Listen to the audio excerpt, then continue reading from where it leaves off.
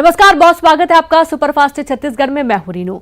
एक परिवार में एक टिकट, 50 साल से कम वालों को 50% प्रतिनिधित्व और पद पर केवल 5 साल तक बने रहने का नियम। ये वो चंद बड़े मसौदे हैं जो कांग्रेस के उदयपुर डिक्लेरेशन से निकलकर सामने आए हैं। और गांधी जयंती के मौके पर कांग्रेस भारत जोड़ो यात्रा की शुरुआत भी करने जा रही है और इसकी घोषणा खुद पार्टी अध्यक्ष सोनिया गांधी ने की और कहा कि उदयपुर नव संकल्प से नई एनर्जी मिलती है और हम वापसी करेंगे। इस बैठक में छत्तीसगढ़ की तरफ से सीएम भूपेश बघेल और स्वास्थ्य मंत्री टीएस सिंहदेव शामिल हुए। मौजूदा सियासी हालात में बीजेपी को चुनौती देने के लिए कांग्रेस ने बड़े बदलावों की ओर कदम बढ़ा दिया है। राजस्थान के उदयपुर में चले चिंतन शिविर में इस बात की झलक भी दिखी। इस शिविर में कांग्रेस डिक्लेरेशन फाइनल हुआ। मसौदे के तहत कांग्रेस एक परिवार एक टिकट की नीति पर अमल करेगी। सबसे अहम बात यह कि पार्टी में हर लेवल पर 50% पद ऐसे लोगों को देने की योजना है जिनकी उम्र 50 साल से कम है। इसके साथ ही राज्यसभा में किसी नेता को 2 से ज्यादा बार ना भेजना शामिल है। इसमें 3 साल के कूलिंग पीरियड की भी बात की गई है, यानी पदाधिकारियों को 3 साल के बाद आराम का मौका दिया जा सकता है। पार्टी महासचिव के लिए ये प्रावधान 5 साल के बाद लागू किया जा सकता है। हालांकि बताया जा रहा है कि एक परिवार एक टिकट के फैसले को लचीला बनाया गया है। एक परिवार से 2 व्यक्ति को टिकट मिल सकते हैं, लेकिन उसके लिए उन्हें संगठन में 5 साल काम करना अनिवार्य होगा।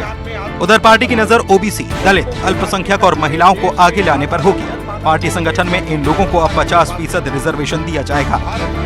पार्टी में लंबे समय तक एक ही व्यक्ति द्वारा पद पर बने रहने के बारे में कई विचार सामने आए।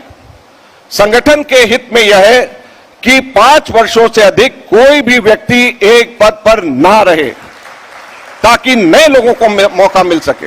यही नहीं, मौजूदा भारत के आयु वर्ग व बदलते स्वरूप के अनुसार यह आवश्यक है कि कांग्रेस की कार्य समिति, सेंट्रल वर्किंग कमेटी, राष्ट्रीय पदाधिकारी, प्रदेश, जिला, ब्लॉक व मंडल पदाधिकारियों में 50% पदाधिकारियों की आयु 50 वर्ष से कम हो।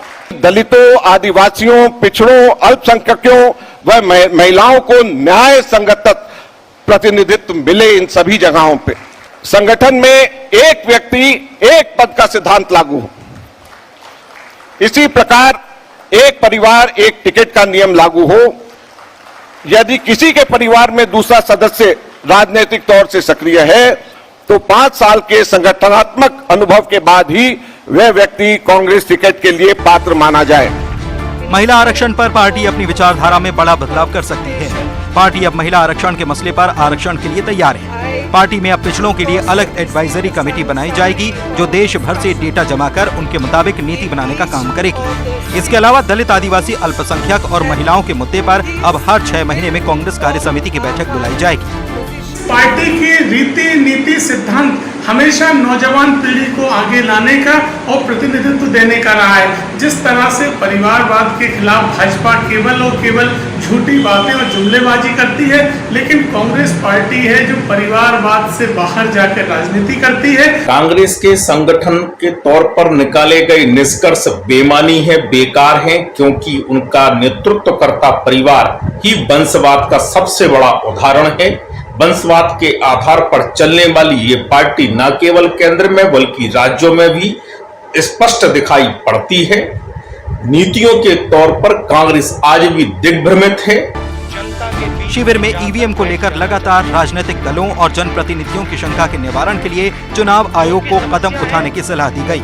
इस चिंतन शिविर में राजनीति, सामाजिक न्याय और सशक्तिकरण, अर्थव्यवस्था, संगठन, किसान एवं कृषि और युवाओं से जुड़े विषयों पर 6 अलग अलग समूहों में 430 नेताओं ने चर्चा की। 3 दिनों के मंथन की पूरी कवायद देश में खोए जनाधार को वापस पाने की है, लेकिन कांग्रेस जनता के भरोसे को कैसे जीत पाती है ये आगे पता चलेगा।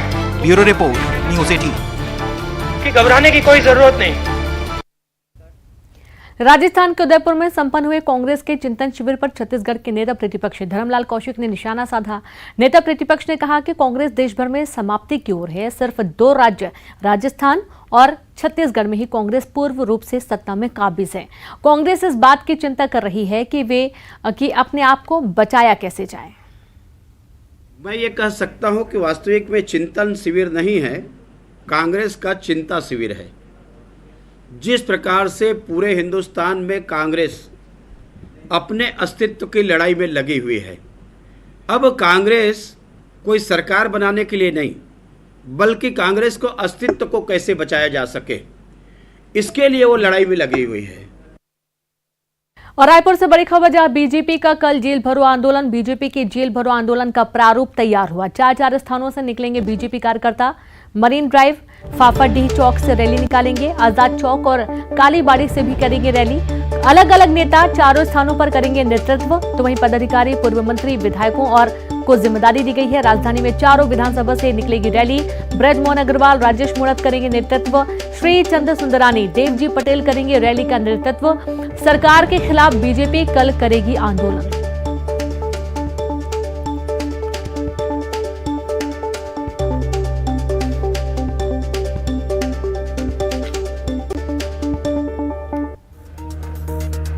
छत्तीसगढ़ में सरकार के 19 फैसलों के विरोध में बीजेपी कल प्रदेश भर में जेल भरो आंदोलन करेगी। छत्तीसगढ़ बीजेपी के तमाम सांसद, विधायक और पूर्व विधायक समेत पार्टी के पदाधिकारी और कार्यकर्ता जेल भरो आंदोलन में शामिल होंगे। आंदोलन को लेकर बीजेपी की तैयारी पूरी है और बड़े नेताओं को अपने अपने इलाकों में मोर्चा संभालने का निर्देश दे दिया गया है। इस आंदोलन के तहत रायपुर में बड़ा कार्यक्रम होगा, जिसमें बीजेपी के प्रदेश अध्यक्ष विष्णुदेव साय समेत तमाम बड़े नेता और कार्यकर्ता शामिल होंगे। बीजेपी 4 विधानसभा क्षेत्र में जेल भरो अभियान के तहत रैली निकालेगी। पूर्व मंत्री ब्रिजमोहन अग्रवाल और राजेश मूणत इस रैली की अगुवाई करेंगे। वहीं श्री चंद्र सुंदरानी और देवजी भाई पटेल भी रैली निकालेंगे। प्रदेश भर में निकलने वाली इस रैली के लिए नेताओं को जिम्मेदारी तय कर दी गई है। बहुत हो गया, अब आपका 3.5 साल का समय निकल गया। जो जनता के साथ में वादा किया है, वादा खिलाफी कर रहे हैं, तब ये सरकार निरंकुशता में आ गई है और ये चाहते हैं कि उनके खिलाफ कोई प्रदर्शन न हो, जो शर्तें लगा रही है। इस काला कानून को तोड़ने के लिए भारतीय जनता पार्टी ने 16 तारीख को जेल भरो आंदोलन और उस काले कानून को समाप्त करने के लिए, वापस लेने के लिए ये कार्यक्रम तय किए हैं। और पूरे प्रदेश में ये बहुत अच्छा हमारा कार्यक्रम होगा। सभी लोग तैयारी में लगे हुए हैं, बैठकों का दौर चल रहा है, बातचीत हो रही है और बहुत सफल कार्यक्रम हमारे संपन्न होंगे। वहीं दूसरी ओर कांग्रेस इसे बीजेपी का अस्तित्व की लड़ाई बताती है। कांग्रेस प्रवक्ता अर्पित सिंह ने कहा कि छत्तीसगढ़ में बीजेपी पूरी तरह से मृत प्राय हो चुकी है और बेमुद्दा को मुद्दा बनाने की कोशिश में लगी है। साथ ही कांग्रेस का ये भी कहना है कि बीजेपी शासित राज्यों में भी यही नियम है। जब उन राज्यों में ये नियम सही है तो फिर छत्तीसगढ़ में गलत कैसे हो सकता है? देखिए, प्रदेश की राजनीति में लगभग मृत्यु को प्राप्त कर चुकी भारतीय जनता पार्टी अपने आप को जीवित दिखाने का प्रयास कर रही है। ऐसा ही कानून जब गुजरात में है तो उसका विरोध क्यों नहीं करती है? ऐसे ही कानून उत्तर प्रदेश में है, वहाँ विरोध क्यों नहीं करती है? ऐसे ही कानून भाजपा शासित अन्य राज्यों में भी है तो भाजपा वहाँ विरोध क्यों नहीं करती है? यही उसका दोहरापन है, यही उसके 2 चेहरे हैं। प्रदेश की जनता इस आंदोलन से अपने आप को बहुत दूर रखती है। छत्तीसगढ़ में धरना प्रदर्शन को लेकर सरकार के फैसले को बीजेपी भुनाने की कोशिश में है और जेल भरो आंदोलन के जरिए सरकार पर हमला बोलने की तैयारी में है। ऐसे में अब देखना होगा कि बीजेपी को जेल भरो अभियान से कितना राजनीतिक लाभ मिल पाता है। अवधेश मिश्रा, न्यूज़ 18, रायपुर। ठेकेदारों ने बिल्डिंग मटेरियल की कीमतों में भारी बढ़ोतरी के चलते सरकारी निविदा का बहिष्कार कर दिया। 12,000 ठेकेदार एकजुट हो गए और उन्होंने शेड्यूल ऑफ रेट में 60% के भारी अंतर के चलते निविदा के बहिष्कार का निर्णय लिया है।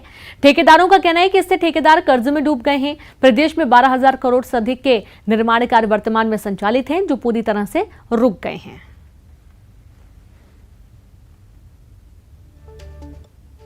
मंडी बोर्ड है, आपका ट्राइबल है, तमाम विभिन्न निर्माण विभागों में 10 से 12,000 करोड़ के काम चल रहे हैं। जो विभागों के एसओआर है, शेड्यूल ऑफ रेट, और आज मार्केट की जो स्थिति है, 60 से 65% का डिफरेंस आ गया है। ठेकेदार असमर्थ हो गया है काम करने में, कर्ज से डूब रहा है, बाज़ारों का कर्जा लग गया है, बैंकों से रिकवरी हो रही है उसको, मतलब असहाय हो गया, बेसहारा हो गया। इस वजह से ऑनगोइंग जो टेंडर हैं, 1200-1400 करोड़ के टेंडर हैं, सभी ठेकेदारों ने निर्णय लिया है कि पूरे प्रदेश में निविदाओं का बहिष्कार किया जाएगा। और बड़ी खबर रायपुर से मिल रही, जहां पर अनियमित कर्मचारी फिर से एकजुट हुए। 3 जून से करेंगे चेतावनी सभा, जहां 1 सितंबर से अनिश्चितकालीन धरने पर बैठकर संघ ने निर्णय लिया है।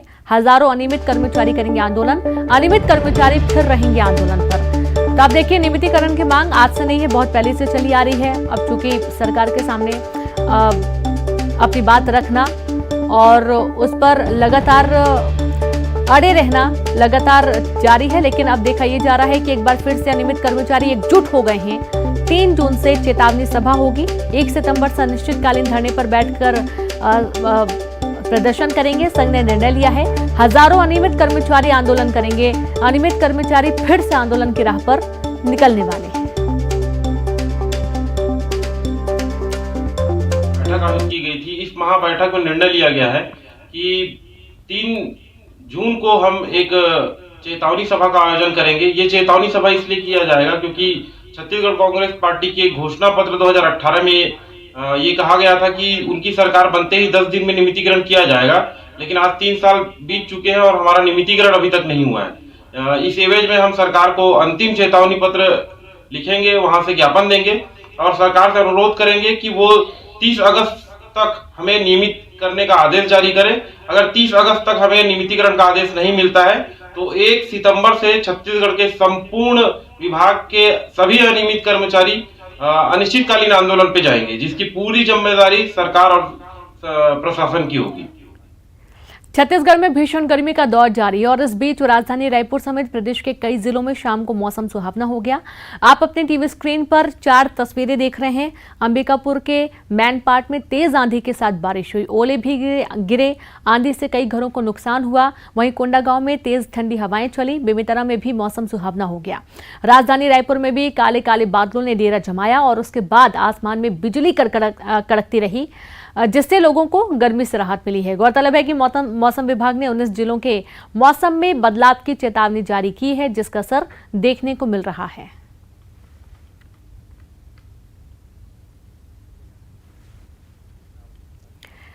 छत्तीसगढ़ एक बार फिर से तपने लगा है। प्रदेश में सबसे गर्म जिला रहा मुंगेली, जहां पर तापमान 45.5 डिग्री दर्ज किया गया। मुंगेली के बाद महासमुंद रहा गर्म, यहां तापमान 45.3 डिग्री दर्ज किया गया है। दुर्ग में तापमान 44.6, बलौदाबाजार में 44 डिग्री, बिलासपुर में 43.2 डिग्री और जबकि रायपुर का तापमान 41 डिग्री रहा है।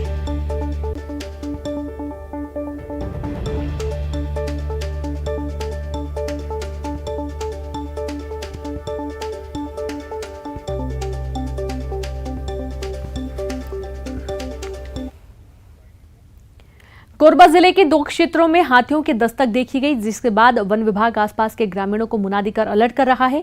भीषण गर्मी से परेशान 23 हाथियों का दल कटघोरा वन मंडल में प्यास बुझाता नजर आया। 23 हाथियों का ये दल लालपुर तालाब पहुंचा और अपनी प्यास बुझाया। हाथियों का ये दल पानी पीने के बाद काफी देर तक तालाब में जमा रहा। हाथियों के लालपुर से पौड़ी खुर्द, चोटिया, बनियारोदे, फुलसर के आसपास आने की संभावना को देखते हुए सतर्क रहने की मुनादी कराई गई है। तो वहीं कोरबा वन मंडल के बालको रेंज के रोक बाहरी गांव और करतला रेंज के केरवा में हाथी सड़क पार करते दिखाई दिए। यहां भी आसपास के ग्रामीणों को मुनादी करा दी गई है।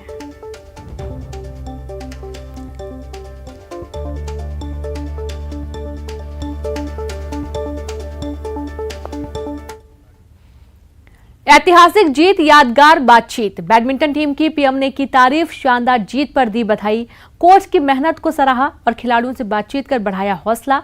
खिलाड़ियों को मुलाकात का न्योता भी दिया गया।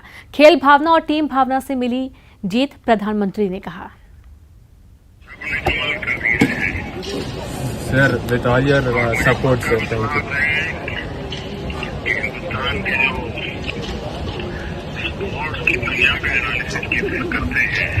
सर, ये लोग जरूर उनको कहना पड़ेगा कि इंडियाज फाइनेस्ट स्पोर्टिंग विन है ये। जी sir, thank you sir, thank you for recognising it sir, thank you so much. किया है आपने सर, और मुझे खुशी आपको विशेष बधाई इसलिए है सर कि आप एक भी राउंड हारे नहीं है। Sir, thank you so much. आपको कब लगा क्या क्या लगा इस समय, जैसे मुंह चाय बने खेल है भी काफी दिनों का लंबा मित्र और बड़ा होकर रखना, क्या लगा, कब लगा, आप कहाँ पहुँचेंगे? सर, आई थिंक हम लोग जिस दिन हम लोग क्वार्टर्स जीता सर, उस दिन हम लोग ने डिसाइड किया कि हम तो एंड तक फाइट करेंगे ही करेंगे सर, हम जीत के ही वापस जाएंगे। तो पूरा टीम ने बहुत मेहनत किया है सर। पूरा टीम ने ये एक सोचा कि बस हम एंड तक फाइट करेंगे और जीत के ही वापस जाएंगे सर।